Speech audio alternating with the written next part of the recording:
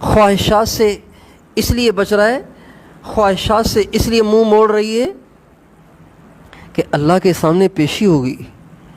دل تو ہر عورت کا کرتا ہے کہ میں بھی بازاروں میں گھوموں پھروں، کوئی مجھے پردے کی پابندی نہ ہو اور کوئی مجھے کہنے والا نہ ہو، سارا دن غیبت کی محفلیں گرم ہوں اور سارا دن گانے چل رہے ہوں اور ڈرامے چل رہے ہوں اور فلمیں چل رہی ہوں اور اچھی اچھی پرفیوم لگا کے گلیوں سے گزر ہو اور تنگ سے تنگ کپڑے، باریک سے باریک کپڑے پہن کر بازاروں میں گھومنا ہو تاکہ سارے غیر محرم مردوں کی نگاہیں میری طرف کھنچی رہیں۔ یہ تو بہت لڑکیوں کا دل کرتا ہے، لیکن جو بچیاں اپنے نفس کو پامال کرتی ہیں صرف اس لیے کہ اللہ کے سامنے پیشی ہوگی، اللہ کو حساب دینا ہے، اللہ ان باتوں سے ناراض ہوتا ہے، یہ کہہ کے اپنے نفس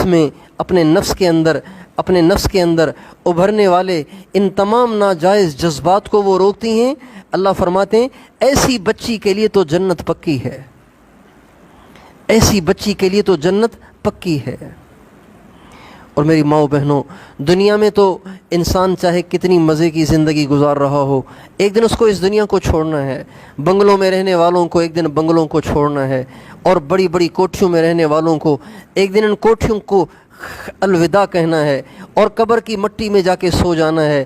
آپ تو قبرستان نہیں جاتی ہوں گی، ہم مرد قبرستانوں میں جاتے ہیں، ہم جا کے قبرستانوں میں دیکھتے ہیں کہ لمبے لمبے کتبے بڑے معزز طریقے سے لوگوں نے قبریں بنائی ہوئی ہیں، پکے ماربل کی اینٹوں کی سنگ مرمر کی قبریں بنائی ہوئی ہیں، اور اس پہ لمبی لمبی تختیاں اور اس پہ محبت بھرے جملے اور محبت بھری شعر و شاعری لکھی ہوئی ہے، لیکن انجام تو مٹی ہوا، انجام تو مٹی ہوا۔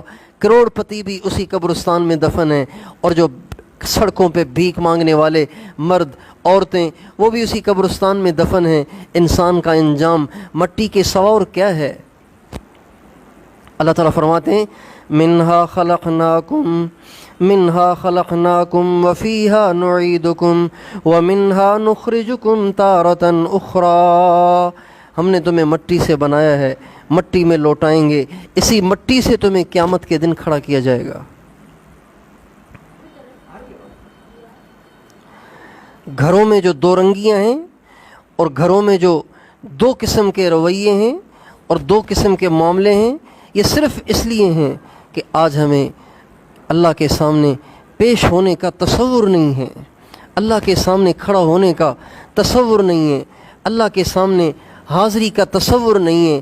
اگر ہماری ماں کو اس بات کا تصور ہو کہ مجھے اللہ کو جواب دینا ہے، اللہ کو حساب دینا ہے، اللہ کے سامنے کھڑا ہونا ہے، تو اس کا رویہ بیٹی کے ساتھ بھی وہی ہوگا، بہو کے ساتھ بھی وہی ہوگا۔ اس لیے میری ماؤں بہنوں، آخرت کا تصور رہے، آخرت کا تصور رہے، قیامت کے دن اللہ کے سامنے پیش ہونے کا تصور رہے، اور یہ کوئی مفروضہ نہیں ہے، یہ حقیقت ہے، یہ حقیقت ہے۔ آپ کے سامنے کتنی ساری عورتیں ایسی ہوں گی جن کے مرنے کی عمر نہیں تھی، لیکن وہ مر گئیں، وہ چلی گئیں۔ آج ان کی قبر کو کوئی کھول کر جا کر دیکھے، ان کی قبروں میں کیا ہے؟ ان کی قبروں میں ہڈیوں کے سوا کچھ نہیں ہے۔ ابھی چند دن پہلے ہم نے اپنے محلے کی ایک 3 سال کی بچی کو دفنایا ہے۔ اس کی ماں اتنی پریشان تھی، اس کی ماں بالکل ٹھیک ٹھاک بچی تھی، بارش ہو رہی تھی، اچانک آندھی آئی تو آندھی سے ایک سلیب گر گیا، وہ بچی کے اوپر گر گیا، بچی کی گردن ٹوٹ گئی اور پیٹ میں سریا چلا گیا اور بچی فوت ہو گئی۔ جب اس کا جنازہ لے کے اس کے گھر والے گھر سے باہر نکل رہے تھے، اس کی ماں، نوجوان بچی ہے، وہ بھی 22-24 سال کی عمر ہے، اس کی ایسی چیخیں تھیں کہ بس دل کو پارا پارا کر رہی تھیں۔ جب اس بچی کو لے کر میں نے ہی اس کو قبر میں اتارا، جب میں نے اس کو گود میں لے کر قبر میں اتارا تو بڑا اس بات کا احساس ہو رہا تھا کہ ارے ہم تو سمجھ رہے تھے کہ قبر میں بڑھاپے میں جایا جاتا ہے، ارے ہم تو یہ سمجھ رہے تھے کہ بہت ساری بیماریاں گھیر لیتی ہیں، ڈاکٹر جواب دے دیتے ہیں، اس کے بعد پھر قبر میں جایا جاتا ہے، سارے بال سفید ہو جاتے ہیں، سارا سر سفید ہو جاتا ہے، اور پوتے اور پوتیاں دیکھنے کے بعد ہی جا کے آدمی مرتا ہے۔ یہ تو 3 سال کی بچی دنیا سے چلی گئی۔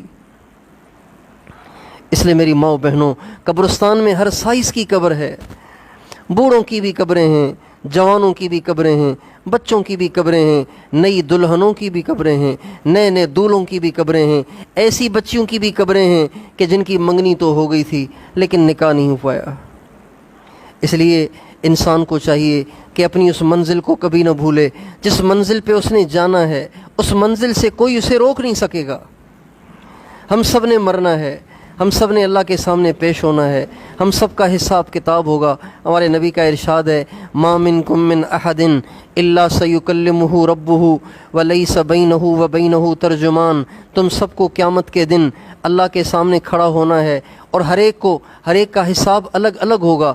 دیکھیں، ایک ہوتا ہے اجتماعی حساب، اجتماعی حساب نہیں ہوگا، انفرادی حساب ہوگا۔ ایک کلاس ہے، اس کلاس میں شور مچا ہوا تھا، ٹیچر تھا نہیں۔ کچھ دیر کے بعد ٹیچر آیا تو اس نے سب کو کھڑا کر دیا اور کہا بتاؤ کون کون شور مچا رہا تھا۔ اب یہ جو حساب ہے نا، یہ اجتماعی حساب ہے، یہ اتنا مشکل نہیں ہے۔ جو چھپنا چاہے وہ چھپ جائے، جو بچنا چاہے وہ بچ جائے، جو خاموش رہنا چاہے وہ خاموش رہ جائے۔ اجتماعی حساب مشکل نہیں ہے، لیکن ہر لڑکے کو الگ بلائے، ہر لڑکے کو الگ الگ بلائے، الگ الگ اس سے پوچھ گچھ کرے، یہ بڑا مشکل مسئلہ ہے، یہ بڑا مشکل مسئلہ ہے۔ ہیرا پھیری بھی نہیں کی جا سکتی، چکر بازی بھی نہیں ہو سکتی، جھوٹ بھی نہیں بولا جا سکتا اور بھاگا بھی نہیں جا سکتا۔ بتائیے کتنا مشکل مرحلہ ہوگا جب آپ کی اور میری، ہم میں سے ہر ایک کی الگ الگ اللہ کے سامنے پیشی ہوگی، اور لیس بینہ و بینہ ترجمان، اللہ اور بندے اور بندی کے درمیان کوئی ترجمان بھی نہیں ہوگا۔ براہ راست اللہ پوچھیں گے اور اللہ فرمائیں گے، ارنی ماذا قدمت، میری بندی مجھے دکھا تو میرے لیے کیا تیار کر کے لائی ہے۔ میں نے تجھے 50 برس موقع دیا، 60 برس موقع دیا، 40 برس موقع دیا، 30 سال موقع دیا۔ تجھے دیکھنے کے لیے آنکھیں بھی تو دی تھیں، تجھے بولنے کے لیے زبان بھی تو دی تھی۔ ان آنکھوں سے میری نشانیاں دیکھ کر تو جنت بنا سکتی تھی، اس زبان سے تو میرا ذکر کر کے، میرے کلام کو پڑھ کر اوروں کا دل خوش کر کے، اوروں کی رہنمائی کر کے، اوروں کو دین کی باتیں سنا کے تو جنت کما سکتی تھی۔ اور میں نے تجھے کان دیے تھے، ان کانوں سے تو اللہ کا ذکر سن کر، قرآن پاک سن کر، واعظ و نصیحت سن کر تو جنت کما سکتی تھی۔ میں نے تجھے پاؤں دیے تھے، ان پاؤں سے چل کر تو ذکر کی محفلوں میں شریک ہو سکتی تھی، تو بیان جا کے سن سکتی تھی، تو نیکی کی جگہوں میں جا سکتی تھی، مدرسوں کی طرف جا کے تو پڑھ سکتی تھی، تبلیغ میں جا کے تو اللہ کے راستے میں نیکیاں کما سکتی تھی۔ بتا تو نے کچھ کیا کہ نہیں کیا؟ اللہ پوچھے گا، ارنی ماذا قدمت، میری بندی مجھے دکھا تو میرے لیے کیا کر کے لائی ہے۔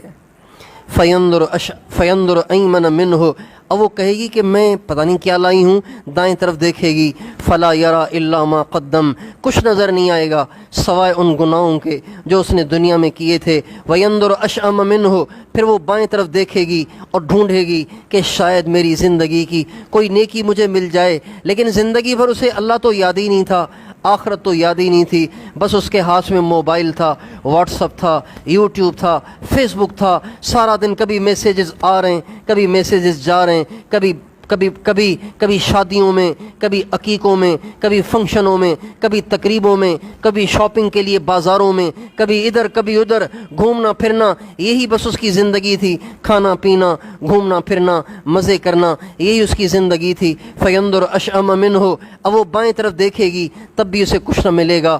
فینظر بین یدیہ، اب وہ آگے کو دیکھے گی، فلا یرا الا ما قدم، دنیا میں کیے ہوئے گناہوں کے سوا جب اسے کچھ نظر نہیں آئے گا، فلا یرا الا النار تلقاء وجہہ، سوائے جہنم کی بھڑکتی آگ کے اس کو کچھ نظر نہیں آئے گا۔